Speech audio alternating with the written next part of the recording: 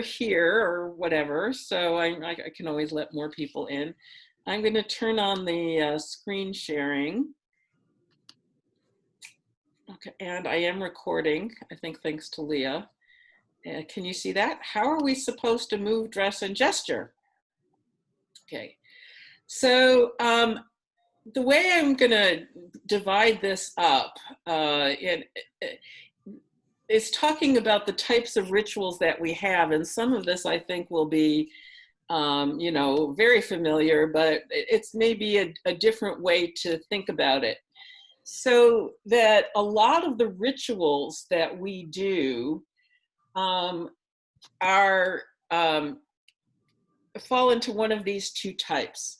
So we have rituals that we do in which what we are actually doing is carrying out explicit biblical instructions that tell us exactly what to do, and then we do it exactly that way, all right, with some additional instructions from the rabbis. And so two examples of that, and we're going to look at these again, but saying the Shema and turning towards Jerusalem when we pray, which is what we looked at in detail when we looked at Solomon's dedication of the first temple. And a lot of the other things that we do are not explicitly, some of them are explicitly biblical, but a lot of them are, I'm going to put some parentheses around the they're reenactments of what was happening in our history. Many of them are symbolic reminders or intensifiers, and then there are bodily prompts and gestures. So I'm going to divide those up in that way. So first we'll take a little more closely at enacting biblical instructions. So, in many cases, our rituals are, it says to do something, but we really need the rabbis to tell us how to do it and what it really means. Like, well, don't boil a kid in its mother's milk, but we don't boil kids anyway in little baby goats. And so who knows if they do that. But from that is where we get the whole idea of kashrut. And that is not spelled out in the Hebrew Bible. That is really entirely rabbinic. So the Shema is one of those things where a lot of the actual details of the Shema are right there. And so it says, when you lie down and when you rise up, which is where we get the twice daily, because it's, that's around that time. Wearing at least the tzitzit on our garment, okay, where it doesn't say talit, but it does say wearing fringes on your garments, and one of the fringes having a tchelet thread. And we don't quite have that. Some modern ones do, but the fringes we certainly do.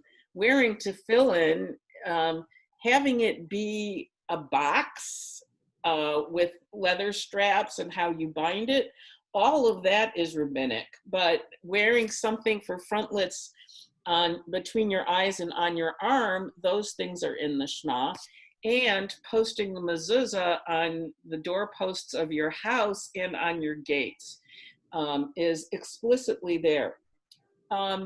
So these are already, we're going to come back to some of these kinds of things, but the Shema is very interesting in already giving us a lot of clues to the ways in which in Judaic practice we get ourselves engaged in thinking about God all the time, and that's one of the central things that distinguishes Judaism as a community, as a faith community, that saying the Shema is not just because there's something we have to say, but that the Shema itself, Hear, O Israel, the Lord our God, the Lord is one, is, a declaration of faith, and a declaration in faith in, God being primary, being the the one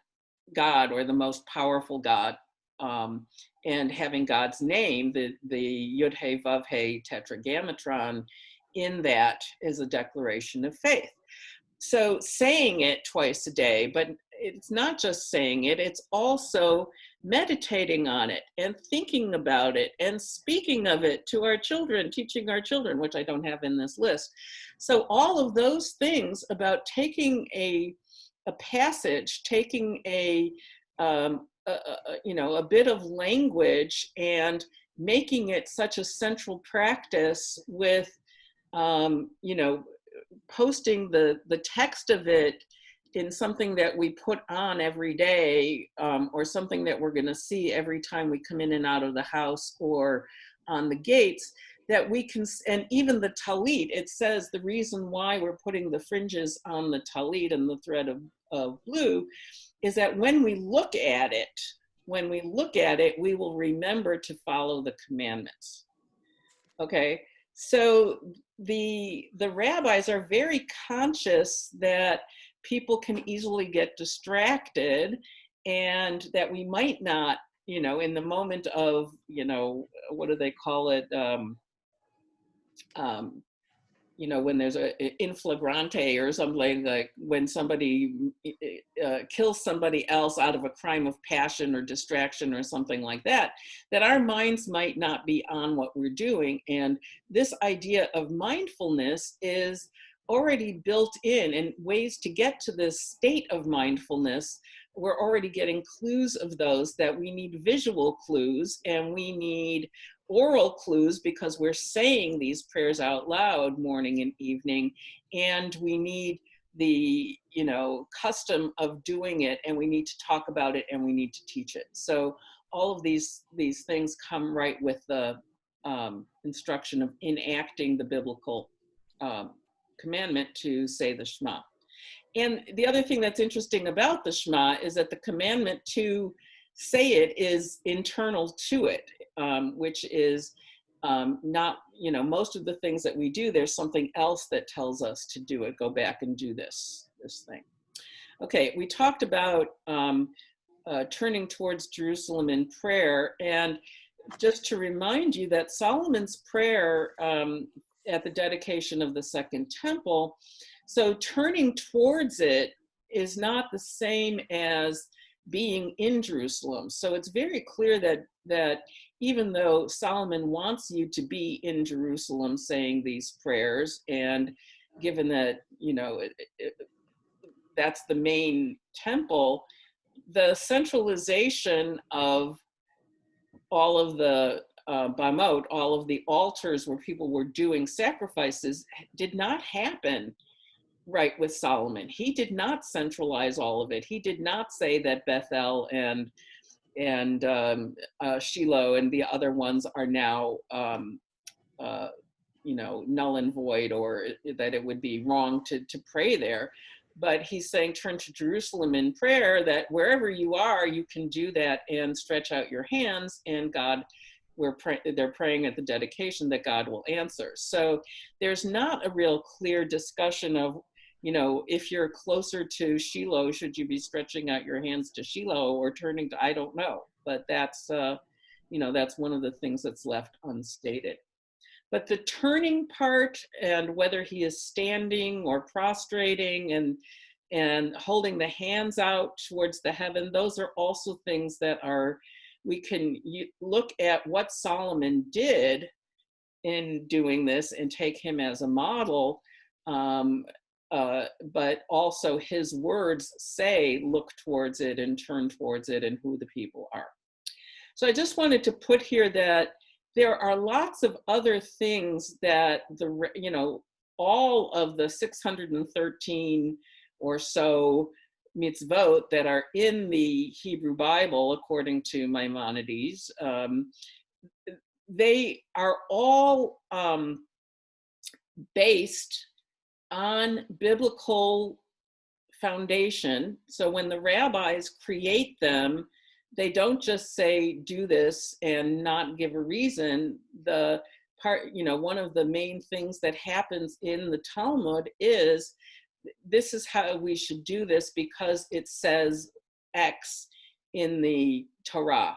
And if it says it in the Torah, then in our prayers, it will say kakatuv b'Torah, as it is written in your Torah.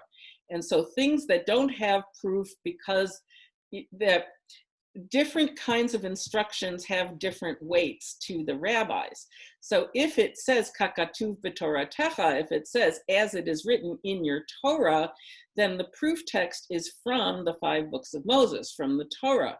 And if it says, I'm blanking on the word, but there's another one is as your prophet said, okay, and then or some other proof text, if it's not in the Torah, but it's in Nevi'im or in Ketuvim, then it has a lesser weight on it. But in almost all cases, well, I'm not going to make a prediction of the percentages, but quite a number of those proof texts have nothing to do whatsoever with the ritual that they are being used to support. They are very simply a piece of evidence that gets interpreted in a way that says, here's how we should do it, okay?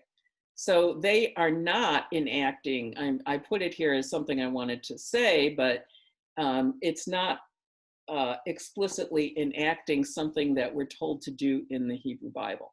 Okay, so then we have a huge number of reenactments. And, oh, actually, I should take bowing off of here. I'll tell you why in a minute. So reenactments are doing things that seem to have happened early in our history that we reenact or enact ourselves, that are not, well, some of them are commanded and some of them are not. Okay, so reading Torah is not commanded in the Torah explicitly per se. It is something that we know that Ezra and Nehemiah from the book of prophets started doing after the return from the first exile and the rebuilding of the temple. So for the second temple, they initiated Torah reading, okay? And it was not done before then, and so we continue doing it, and they set up the triennial cycle. The chanting of psalms. So this is, even in the superscriptions to many of the psalms, it'll say the psalm for Tuesday, the psalm for Wednesday, the psalm for Shabbat, that these are the psalms that the Levites used to sing when they would be in the temple on that day. And so there's a large number of psalms that have that in their superscription. The superscriptions are not considered, researchers believe that the superscriptions were added later to psalms that when they were first written down or were first composed did not have a superscription to them. So Le David, for David, or a psalm of Asaph, or those things were added at a later date. And so it may have been at a later date that they wrote down that this was the psalm for Tuesday, or it may have been assigned at that time and got written down. And so we are not enacting it because the only ones who used to sing those were Levites, and we're not all Levites. Okay, some of us are, but not all of us. So when we do them now, and we have psalms for taking out the Torah, and psalms for putting back the Torah, and psalms for doing hakafot with the lulav and etrog or simchas Torah and so on, we're reenacting processions that the Levites did with, but they weren't, well, maybe with palms, with the lulav, but in general, when we're processing with the Torah, this is not something that would have been done in the temple period. Okay. We don't know well, I will say they certainly didn't do it with the Torah scroll, because we know that until the rabbinic period, each book of the Torah was its own separate scroll, and each book of the Hebrew Bible was its own separate scroll, and they had something that looked more like a set of pigeon cubby holes, little pigeon thing, and would put each scroll in its own little box. So there wasn't a Torah scroll until after the rabbinic period. Okay, Hallel, it turns out, is quite an old custom, and it consists of Psalms 113 to 118. And the most convincing stuff that I've seen is that it began to be sung as a celebratory selection of psalms around the time of Hanukkah, that it has to do with the rededication of the temple by the Maccabees. There are some scholars who argue that these 5 psalms were sung as a unit called Hallel earlier than that, but not so clear. So we know that out of 150 psalms, the ones with the higher numbers are composed later than the earlier ones, and so these are in either the 4th or 5th book of Psalms. Okay, building a sukkah and announcing a new moon and the priestly blessing, all of these are announced as enactments, okay, but they have, a lot of them have things that go with them that are not necessarily things that we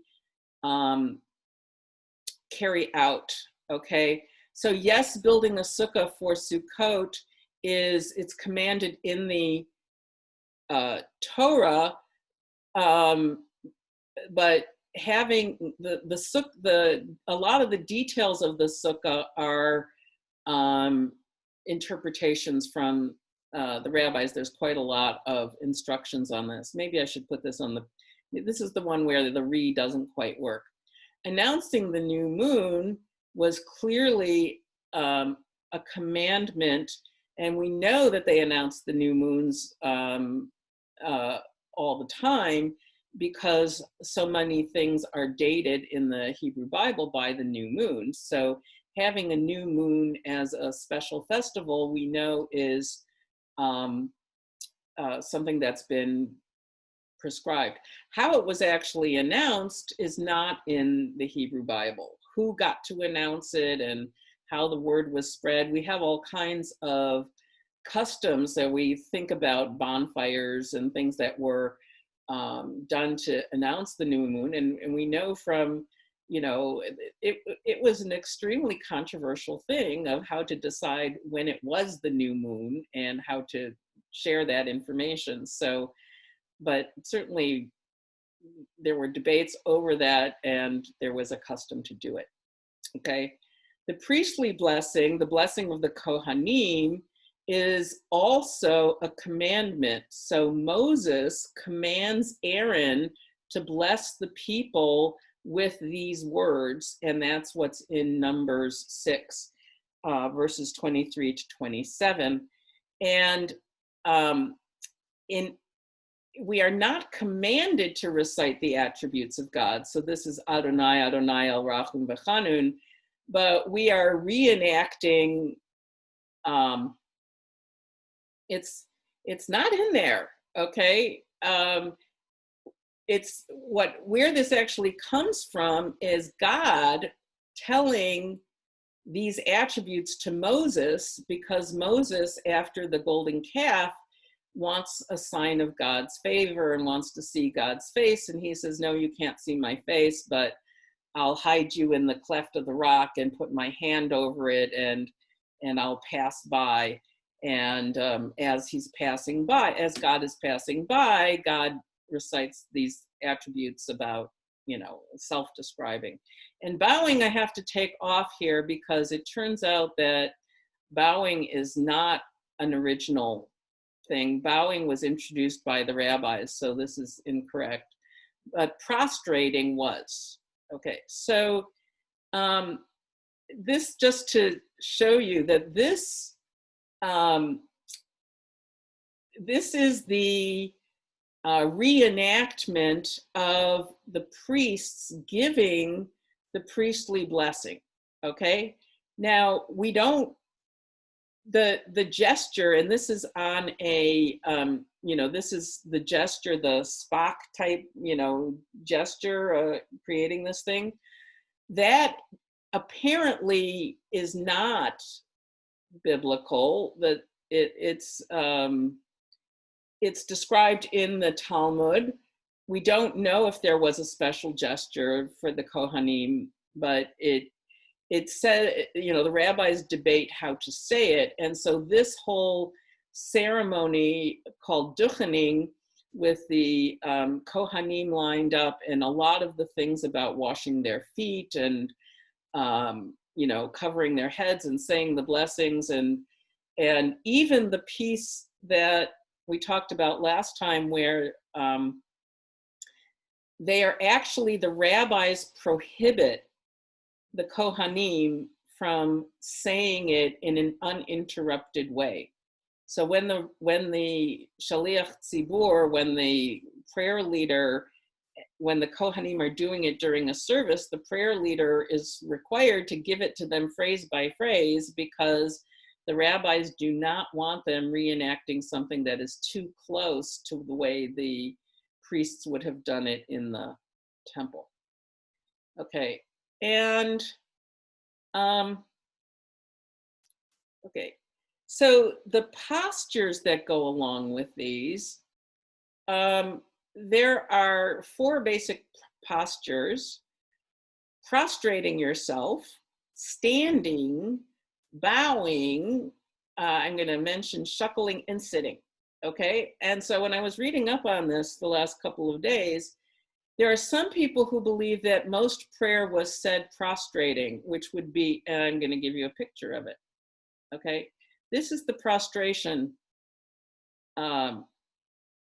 stance, okay, and how people would go down to it. This is an old stele, okay, an old engraving. And so Jews did not fall flat on their faces prone, okay, they were not flat out, whereas some other religions do. Jews did not do that. They would, this is as far as they would go in terms of falling on their faces, which is the word that goes along with prostration. And so there are some who claim that prostration was the basic stance for saying prayers. And, they're authoritative enough scholars that, okay, I believe them. But not every act, religious ritual involved that prostration. Standing, it turns out, we're going to get to the Amida. The Amida is the standing prayer. And it is the prayer. And it, when they say hatfilah, the prayer, they're referring to the Amida. And the word Amida means standing. Okay? So the word Amida means standing. It is the standing prayer. So it turns out that it is not, apparently, the opposite of standing is not sitting. Okay, the opposite of standing is walking around. Okay, so what the rabbis are getting at in terms of standing is standing still. Okay, because they actually debate whether you have to be standing, sitting, whatever, but the main thing is that you have to be still. And standing still, except for bowing. And we're going to get to the couple of places where you bow. And so there are certain places, and the rabbis apparently created bowing as something that is an intermediary posture. Okay, and so it began with 2 bows in the Amida. And then some people started bowing at every one of the 18, 19 blessings. So you bow when you say the blessing, and then the Hasidim in the 12th century started the shuckling, which is this gesture of doing this all the time throughout a prayer service. So it may have been based on this, but this is not an original. The Hasidim, also there's some idea that maybe in Sfat they were doing that kind of shuckling as well. But sitting is considered a perfectly respectful thing to do. Okay, so here's prostrating. Okay, so I'm just gonna say a couple of words about bowing and how to do it. So one of the most important things about bowing is when not to bow. And so Jews are proscribed. We are not supposed to bow.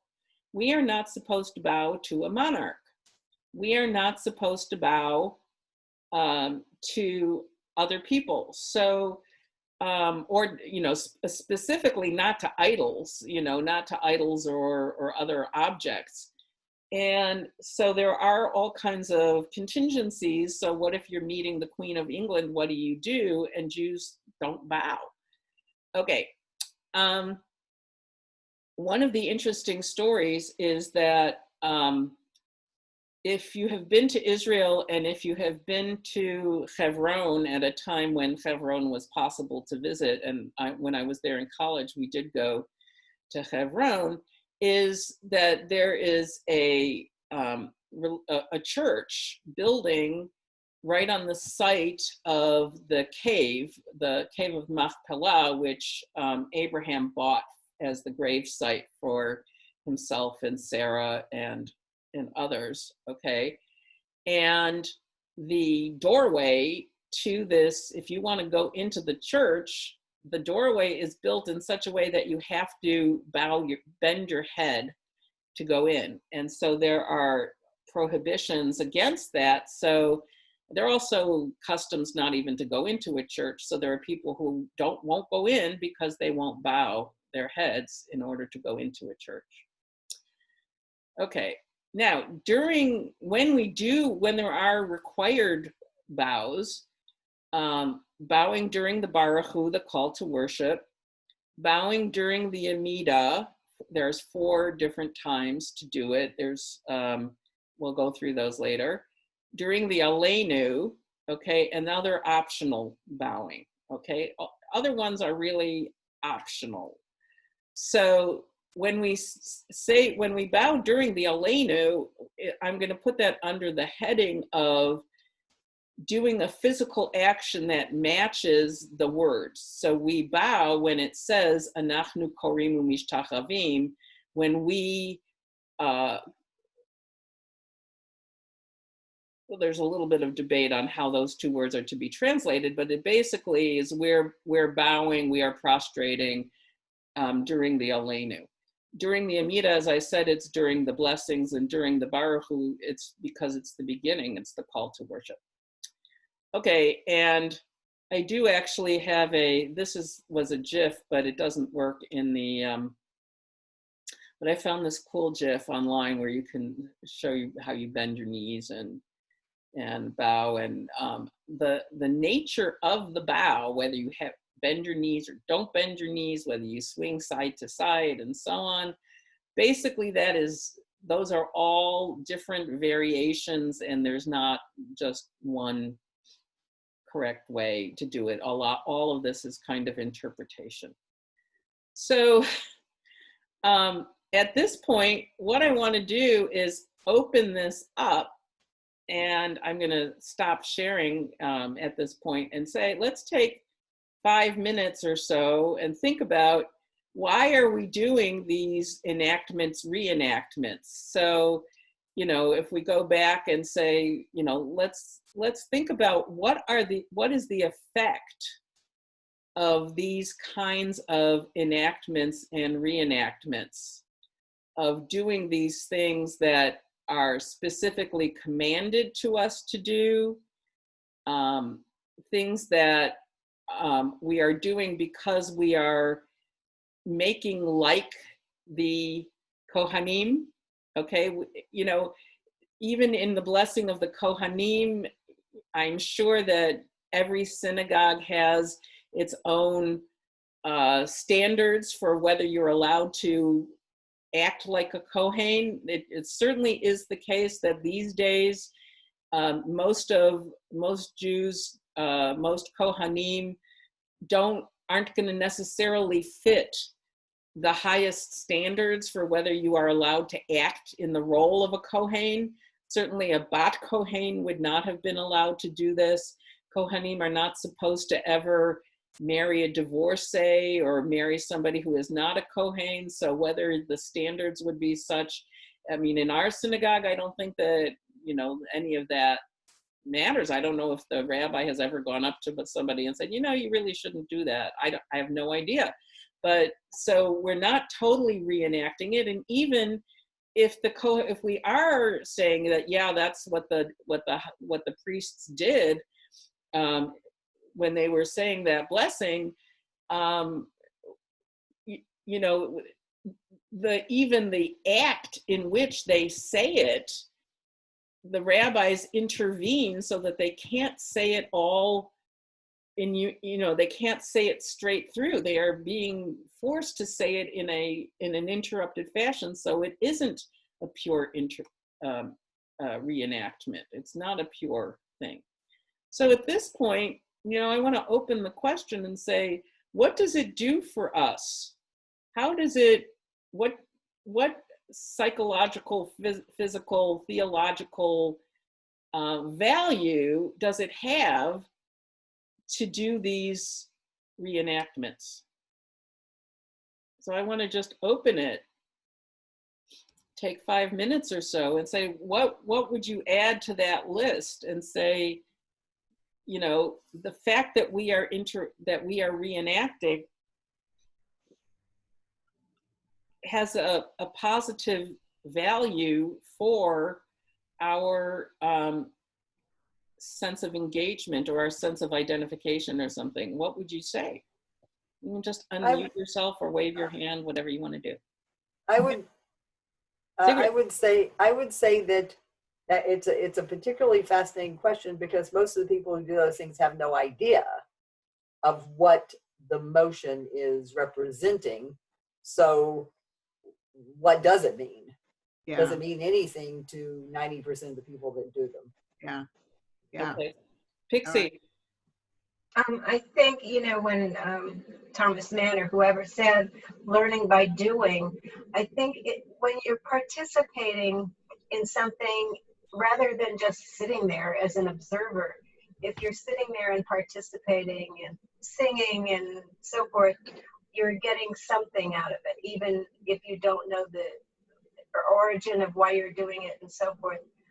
The one thing I always had a problem, but I always thought that tefillin looked very silly. And I think in that passage when it says, keep it as a frontlet between thine eyes, it seems to me that means keep it in your head at all times and not wearing this sort of box on your head.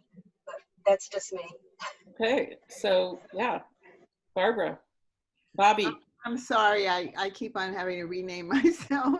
Okay. Well, I must admit that my whole test of Judaism in Dallas, where I, like Carol Carl, belong to Temple Emmanuel, was dying of boredom in services. And so I started a group for myself, really, and it was a small group, and it was kind of off the grid, so to speak, but I needed to study or to experiment with Jewish spirituality and getting it from things like this, or kavanah, if you want to call it that, a sense of connection, basically meaning, a sense of meaning, okay, to make it more meaningful. And it's only through really knowledge and discussing these things like you're doing right now that, to me, you can get any meaning out of it. So when you actually do it, it can mean something. Mm-hmm. Otherwise, it's very empty to me. And so if I can kind of connect with history, but also know, maybe I, like Pixie, maybe I don't agree with the box in the head. Now, The between the eyes actually means focusing, like meditating, not just thinking, you know. So it's a, when you make your eyes go, or your focus go here, you're not thinking, you don't have your monkey mind going, you are more meditative. So, but it's such a weird construction. But you know, we've gotten used to it, so we don't really question it that much. But I think discussions like you're having right now, and really kind of everyone having their own perspective, will raise the meaning of all these things you're talking about. Okay, so some of the comments have been about doing any form of participation, but what I really want to get at is the kinds of participation in which we are actually carrying out or doing something that is, you know, prescribed. Alex. On the tefillin example, no, it's a good example because it's like a totally weird thing. Nowhere in the Bible does it say, put it between your eyes, therefore it means like put some leather on your body and roll up some eyes and put them in that leather box. But like, for me, what I find, and also, by the way, the Bible doesn't associate the between the eyes with thinking or meditating. The ancient world believed that thinking was in the chest. Our cerebral kind of situation is much more recent. But, you know, for me, the tefillin is linked with the mezuzah. The mezuzah marks a space as a Jewish space, and it's a box with holy text in it. And the tefillin marks a body as a Jewish body. And it's also kind of tying oneself to text, which, like, I can think of very few things that are more Jewish than that, is strapping text onto your body. It's like, I want the text in me to be like one thing. But what I just did, though, when we're thinking about rituals and reenacting them, who the heck knows if the folks who came up with tefillin, or God came up with tefillin, that the intention behind it was that it's a mezuzah for the body, right? That actually, to a large extent, the making of meaning is up to me, but I need to be honest, and I need to be intellectually honest with it, right? And I need to come in with the assumption that our tradition wasn't created by people who were performing some large practical joke, you know, Yeah. which I'm not accusing anybody of, to be very, very clear. I'm saying the opposite of intellectual openness and honesty is the cynicism of saying, like, these people were just making stuff up and like, y'all are silly, right? I don't think that's true about Pesach. I think they just make things up for Pesach, that they just said, how do we make people crazy? And with Pesach? yes. I think Pesach is hella fun. Pesach is the remix holiday. Like, Pesach is no, like, I mean the go to your kasher law mishpacha and have fun. Yeah, Melanie, were you going to jump in here? Mel, did you have something? You're muted. You're muted. Can't hear you. Where did she go? Uh-oh, she's the M. I think she turned off her video rather than turning on her audio. Okay. Yeah, Cynthia, in the meantime. So the choreography, as you call it, is what has made me feel the most obviously unaware of what's going on in various synagogues. We belong to two synagogues, one here and one in Boston, and the rituals are somewhat different. So, you know, I've gotten accustomed to both, but starting out in each place, it's been the most awkward aspect of services for me. Right. And so I want to say that is the case. And and we're going to get to that in a moment. But so knowing that there are really very few things that are really required, and almost everything else is the custom of the place, minhag hamakom. and that is partly because every community, you know, will have a series of rabbis who introduce various things that then become the custom, and that becomes the custom of the place. But Agudas, part of the reason I love Agudas the most is that, hell, we don't have one custom of the place. Everybody can kind of do what they want, you know? So we have some people standing up, some people sitting down, et cetera, et cetera. So, and I want to go to some of that discussion as well. So I just want to come back to sharing. Let me see if I can find my... Didn't Melanie have something she wanted to add? Melanie. Still unmute. Still muted. You're still muted, Melanie. Press your microphone. There. There are just a couple. For me, it's about staying focused on the service instead of the brain wandering around.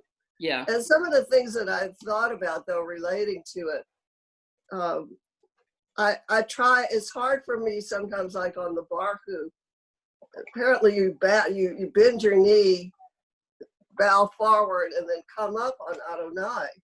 So you're standing in front of God rather than bowing down, right? At least by the words that you're saying, which I find kind of interesting. But some of the things I do and I like the idea of walking backward and then forward. Something about that puts me in front of a king or a monarch of some sort. And I like that feel. Yeah. And there's one other thing. Yeah. We're getting to some of those. Some of those are ones that are coming up. Oh, we haven't got to that yet. Yeah. Oh, okay. No, you're good. And the shuffling I like too, because it's sort of like a work song. You know, it's like a rhythmic back and forth. It kind of, right. You know, when you get into that, you can kind of go somewhere else. Right. Absolutely. So it's kind of it is a focusing, and it's a physical meter. Yeah. The meter of it is like poetry that does have that effect. So I just want to add, I'm sharing again, if you can see this now.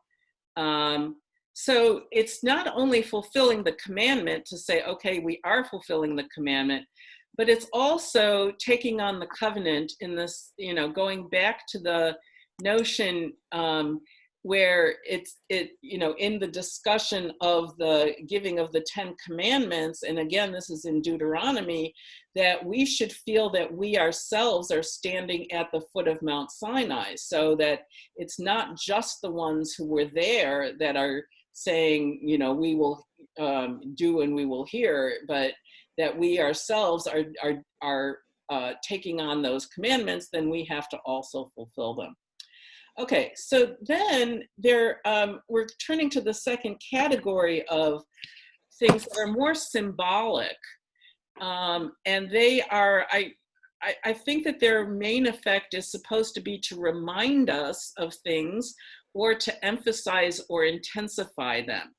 And so here are some of the things that, you know, these are 4 types of symbolic reminders and intensifiers. One is actually acting out phrases in the liturgy, and so putting gestures to them as appropriate. Second is deciding that we do something special when we have a minyan with 10 people. The third is also doing some special things if we have 3 people doing it, you know, where 3 was the minimum number of adults, you know, respectable elders to serve as a court, as a Beit Din. And then some of them are designed to treat the Torah as a stand-in for a monarch or a leader or a master, okay? So I just want to, I'm not going to come back to these 2, so I want to just, you know, where does this come from? So there is not a specific thing about praying in the Hebrew Bible. It does not say you need 10 people to pray.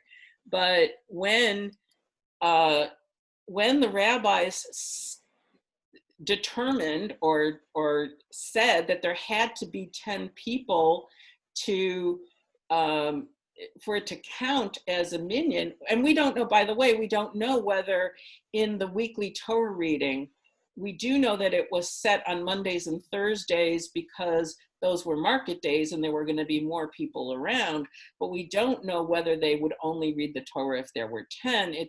It certainly is associated with that, but we don't know which came first. But why 10? So the story that it goes back to is the story in Genesis, and this is the story of God and Abraham interacting, where God tells Abraham that he's about to destroy Sodom and Gomorrah, and Abraham basically argues him down and says, are you going to kill the righteous people along with the sinners? What if there are 100 righteous people? And God says, okay, if there's 100 righteous people in Sodom and Gomorrah, I will spare the cities. And then Abraham bargains him down to 10. And he says, okay, if there are 10, God says, okay, if there are 10 righteous people, I will spare the cities. And then they stop. And then the cities get destroyed. So the implication is that there were not 10. And so setting a minyan at 10 means that, if you're bothering to go to the minyan and you've got 10 people, it means that your community is good enough that there are enough righteous people to spare the whole community. Okay, so that's the minimum number. And why there is 3 is considered a beit din, a court of 3. We do know that in the Hebrew Bible it says 2 or 3 witnesses for various kinds of, if you're going to find somebody guilty of a crime, in one place it says 2 witnesses, in another place it says 3 witnesses. So that's set as a minimum number. And so if you have a court, it's considered, okay, if you have 3 people, that is the least number of witnesses. So there are things. So you will find that there are certain little instructions in the prayer book that say, do this if you have 3 people, or for even benching for saying the grace after meals. If you have 3 people, you can say these things. If you have this number of 10 people, you can say these other things. Okay, so all of that, the idea that there is a minimum number is to make a distinction between individuals and groups. And the rabbis go to great lengths to emphasize that doing something with a large number of people is even better than doing it alone. And sort of starting this practice of saying, you really can't be a Jew all by yourself. You need to be, there are things that you cannot do, that you cannot fulfill unless you're in a community with people. And so there's all kinds of things where it says, no, you should not keep studying Torah if there is a service going on, go to the service. So there are all kinds of ways in which that gets emphasized. Okay, here is a long list, and not a comprehensive list, of things where we're acting out phrases in the liturgy. Okay, if you have a siddur and you want to look at, I'm not going to go through all of these, but the morning blessing, so the very first thing that we do in our morning minyan is a series of morning blessings, and I think I showed them to you another time, that when we were looking at the blessing formula. And so I'm just going to refer to Rick Goldberg, Rav Rick, Rabbi Rick, that he, in the morning minyan, actually does physical gestures that match up with the morning blessings. So for example, there's a sequence of 4 of these blessings where it says, Pokeach Ivrim, which means gives sight to the blind. And so he'll go like this or something like that.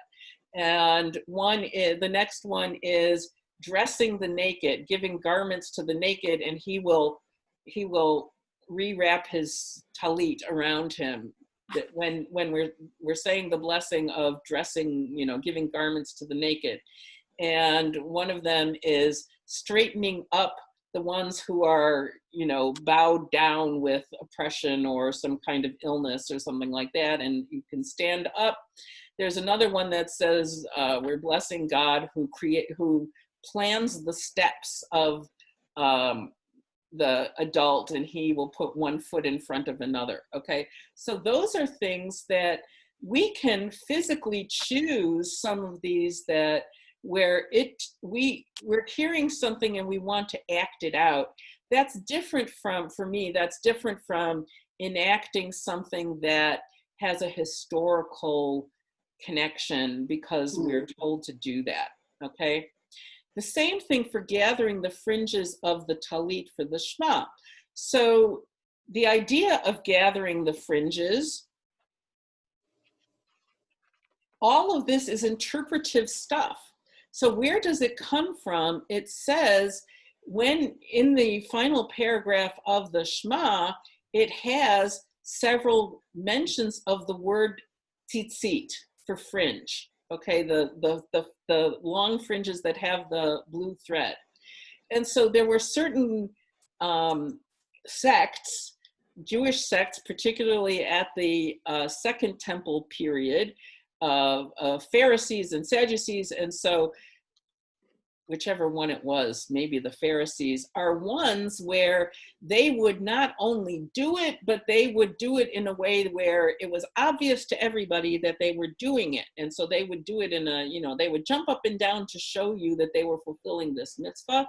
And so the mitzvah of having the tzitzit on your garment and looking at them and remembering to do the commandments, that's probably where the idea of gathering the four fringes and holding them up and saying, see, I've got four fringes on I don't just have two fringes, I have four fringes, and see, they have the blue thread, and holding them up and even kissing them became an intensifier. It became a demonstration. And so all of a sudden now, gathering the fringes and holding them up so that you can kiss them during that part of the Shema moves backwards. Okay, so when do you get, oh no, I might miss my opportunity, I might forget to gather my fringes.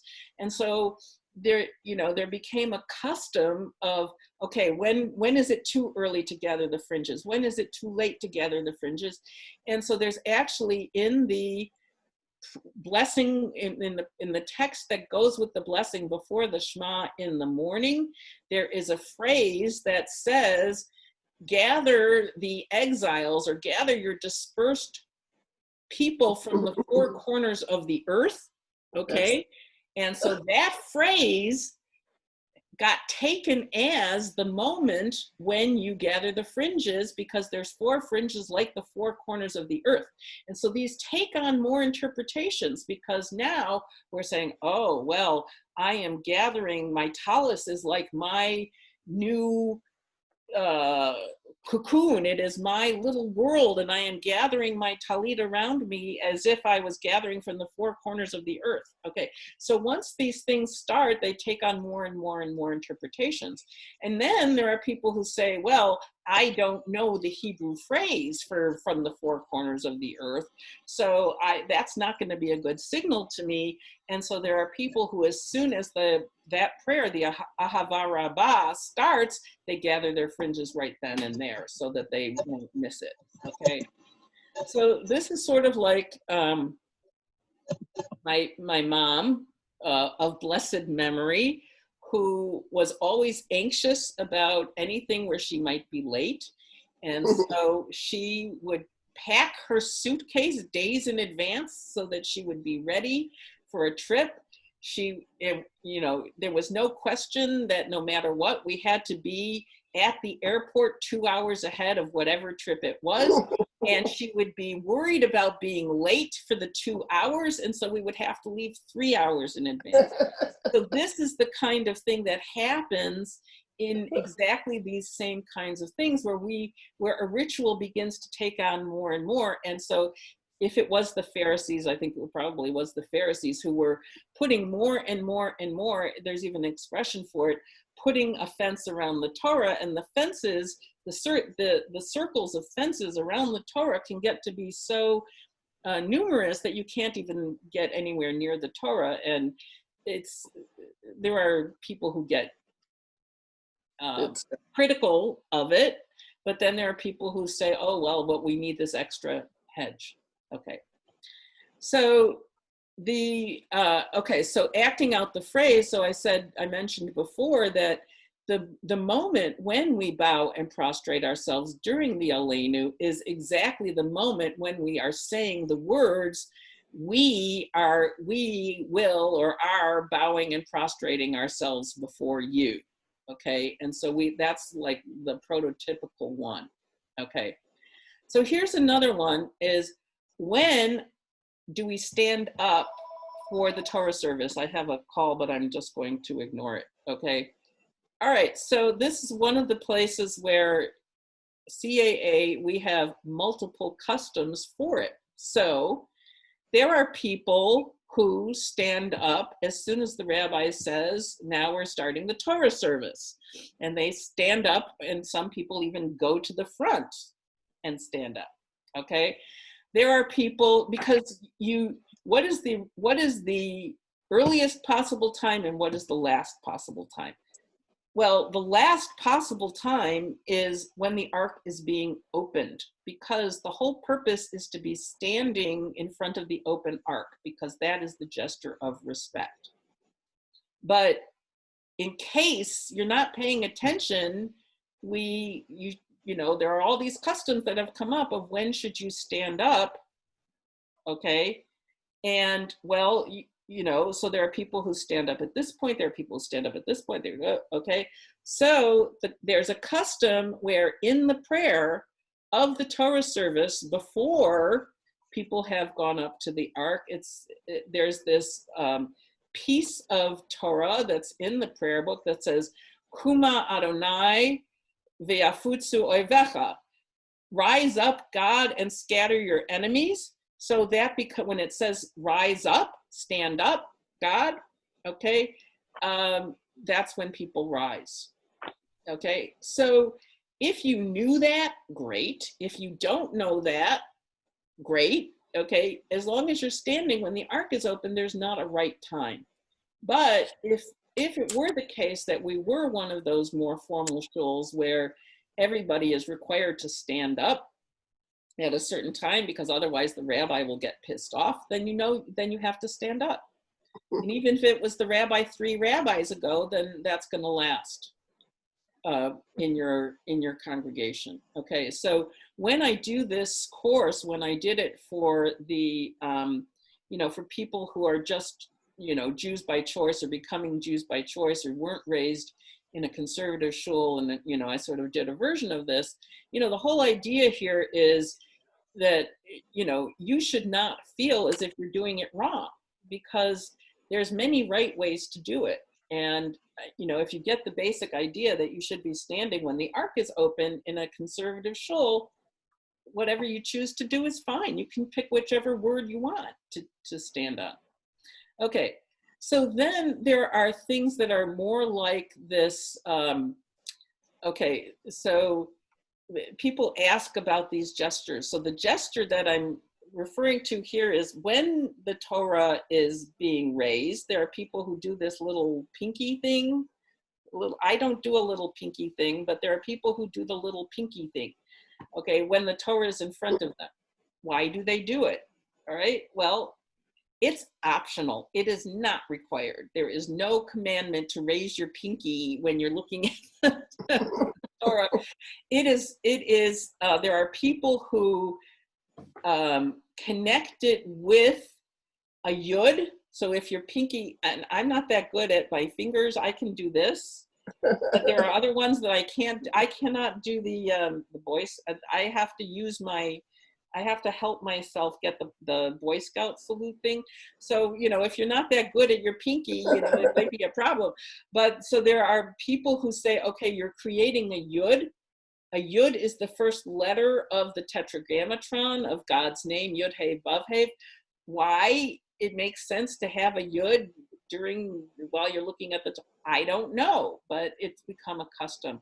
Or it could be yad. Yad is connected as the yad is the pointer that the custom is to use a pointer when you are reading from the scroll. And the custom is to use the pointer because the custom is, or one of the rules of reading the Torah is, you are not supposed to memorize it. You are not supposed to be reciting it from rote memory if you are the Torah reader. And so if you are using the yad and pointing at each word as you are reading, everybody is aware that you are looking at the words and you are not saying it by rote. Then in our shul, because we have a lot of cats in our shul, the rabbi decided not to use a yad.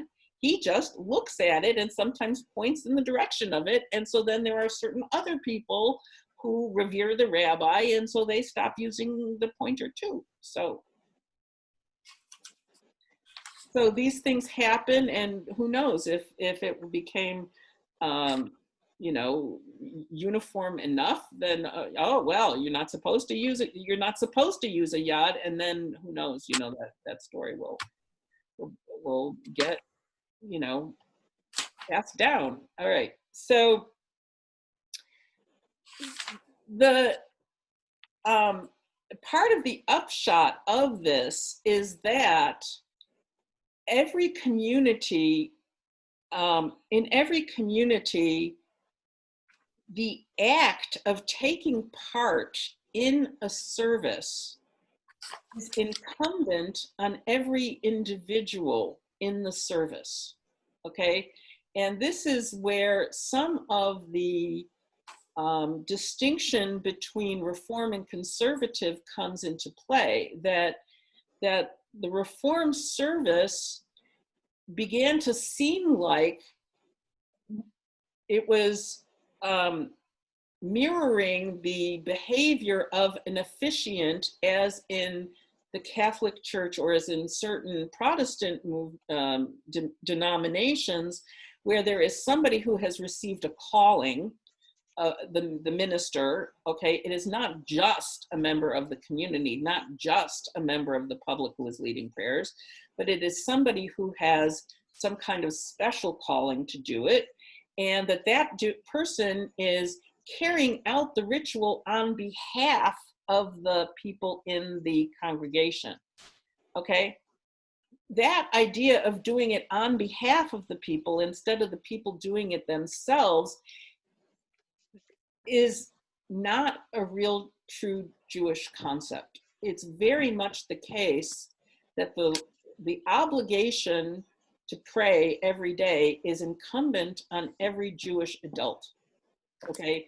Even though they barred women from doing it and whatever, said they didn't have to do it, it actually is incumbent on everybody, all right?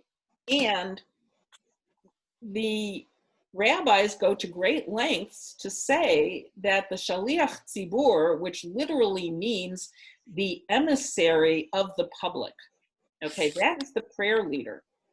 That person is very specifically not a Kohen or Levite, okay, because the rabbis, in their desire to empower the community and by extension themselves in, you know, in their agenda that I had last time, their rabbinic agenda, they were taking the Kohanim and the Levites out of the center of religious practice.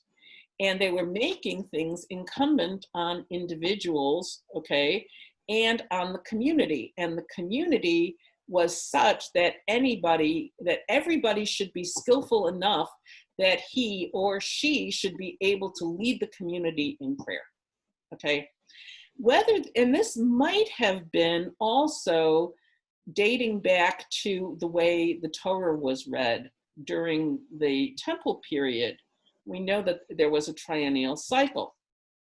This is going a little bit roundabout, but I'm gonna end this, and I'm gonna have another 5 minutes where we're gonna be able to talk about it. I'm not gonna get to all of these things. So we do know that the Torah was supposed to be read by 3 individuals who got called up.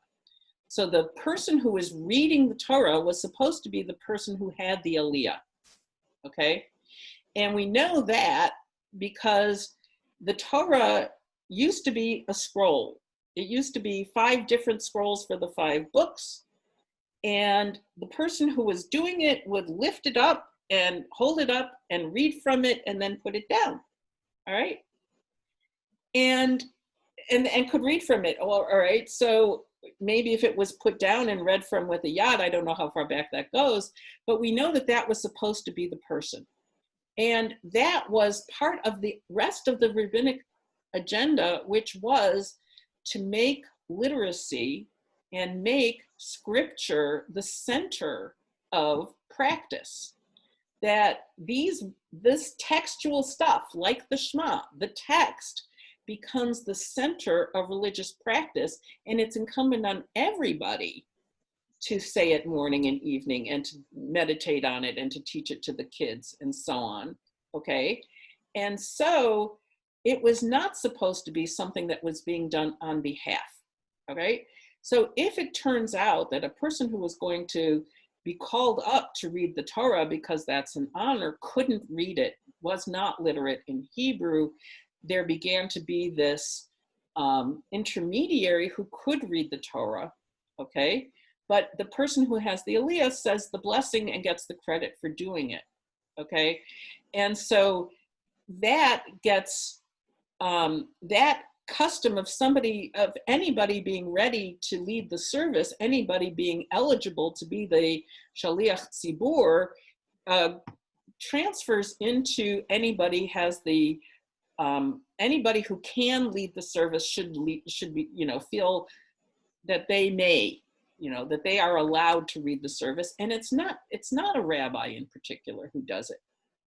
On the other hand, once there are rabbis, the rabbis become figures of respect, okay, as teachers. And the teachers become in the place of, or even superior to your parents. Okay, so there's a lot of stuff in the Pirkei Avot and in the Talmud where respect to the teacher is even a higher obligation than respect to your parents. Okay, so these acting out phrases, just the point I want to make to finish is to say that many of the customs are put in place by the rabbi who becomes the standard shaliach tzibur, okay? In modern practice, the rabbi is the one who is, in most cases, leading a lot of the services, but it's not required, okay? And in particular, a lot of times the rabbi wouldn't lead the morning service and would only lead the afternoon service, or if, depending on who you had. So the rabbi then becomes the model so that if your rabbi stops pointing at the Torah with the yad, okay, that is setting an example that may get carried out, be taken as the rule for your community. And then once it becomes the rule for your community, you may go to another synagogue when you get to a certain age and say, oh, well, they're doing it wrong because they are using a yad to read from the Torah. And so a lot of these things where acting things out become the province of the rabbi. And Rabbi Blumoff does add his things, some of which get accepted and some of which don't, because we tend to be an ornery lot at Agudas. And some of the things, where he says amen in various places or he bows in various places, some people do and some people don't. But all of them should be considered in this category of acting out. So here I want to take the last few minutes to say, what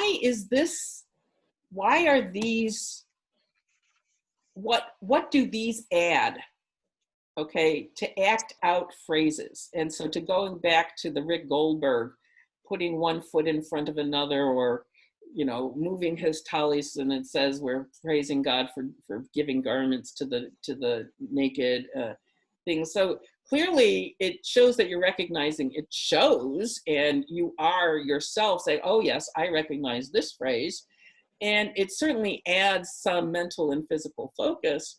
But at this point, I want to open it up, because this is going to be our last thing. We're going to pick up from here next time and say, okay, what do you like them? Do you do them? What are the, okay, what do these add?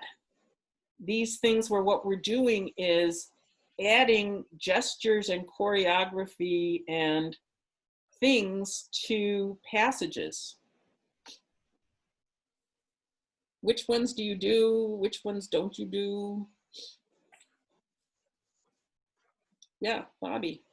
I'm constantly learning which ones to do, so I don't really have a habit, but I really like the freedom that you gave us to learn, and then what you said before about each finding our own meaning, because then we'll want to do them, or we, you know, at least they'll have meaning for us when we do them. So I love that freedom of learning about it and then trying it out if we want to. I do think that it, you know, it does put some emphasis on understanding the Hebrew. And so the whole reason why Cynthia and I are doing, you know, we do the teaching the Hebrew is so that phrases and things will start to have meaning. Leah, what were you going to say?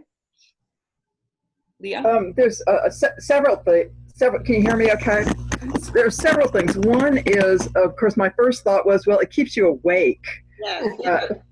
You know, if you're getting up and you're sitting down and you're bowing and you're, you know, seeing things. So, you know, but flippancy aside, I think there is a physical attachment that, for example, you know, once we went into coronavirus and I'm attending the Minions from home, the first day, you know, just the way my house is set up, I didn't really have a place to face east. But I couldn't do it. I just couldn't do it. Of course, that's part of just my training. But it felt so wrong that I said, I don't care. I'm just going to, you know, do it this way and not, you know, just deal with it. And then I think a lot of people really, I mean, we're kind of at a different point for the most part, because maybe many of us were raised in a certain way or we got used to a certain thing. But there are people who don't understand a bit of what's going on and still connect to that physicality of, it's just not a prayer, it's not just a in your mind engaged in something, even though you might not understand it. And I think that there's attractiveness by humans, and you see it all over the place when people join Judaism, they go, I love the rituals, right? Which is what this is all about. That there's something that gives you a feeling of connection with the eternal, that it's just not you, but you know, it's just that physicality that it's not just your mind, it's just not just your soul, but there's a physicality that gets you all involved. Right. Yeah. Yeah. Melanie. Yeah, I agree with Leah, and I have a couple of favorite ones, and I think about them a little differently than some of the ways you describe them. Like the one where you rise, Kuma. It's part of Sur Yisrael, Kuma, be Israel, and Oh, you're right. yeah, and I like that. It's a signal, you know. It's that word is telling you, like, the tzitzit, you know, or bind it. This is time to get up, and so I do that one, and one that I like too, that I never used to do, is the pinky, because it's when you raise the Torah and you say, this is the Torah that God gave to us. So you're pointing, but it's a polite point, because if you point with your index finger, that could be mistaken as anger. So if you do it with your pinky, you know, and then you have the yud. Of course, I have arthritis, so mine is a yud no matter what. But and there's one other one that I like that I'm learning to do now, which is in the Ashrei, where it says Poteach et yadecha, where you open your hand to sustain everyone, to sustain life. So I think that's kind of a nice one. Okay, Alex, bring us home. Yeah. Oh, okay. Do you have something? Sure. Just I think it's sort of been said, just that, you know, we're embodied, meaning like we're not just like intellects floating around that occasionally like eat lunch or something, right? There's this embodied experience, and that like just reading the text is an abstraction, and that part of the embodied experience of moving around in prayer is actually reclaiming some of what's been abstracted. Right. So when I say gather the four corners, well, gosh dang it, I'm going to gather four corners of something. I don't want that just to be an abstraction that I say in words. I want to actually gather something together and kind of see it happening and embody that. Because I think of this, I think we often are very cerebrally top down. My brain influences my body. Well, no, actually, we know that the body influences the brain right back, and they both interact with each other, and it's part of a holistic spiritual experience. Great. So thank you, everybody. I like this format. I'm going to pull this in again to have some more questions built in. We're going to continue from here. We've got more things to do on the choreography. And so have a wonderful week, and we'll see you next week. Okay. Thank you. Thank you. Bye. Bye, Davida. Bye, everybody. Bye. Thank you, you. Davina. Absolutely. Bye, everyone. Thank you. Bye. Bye. Bye.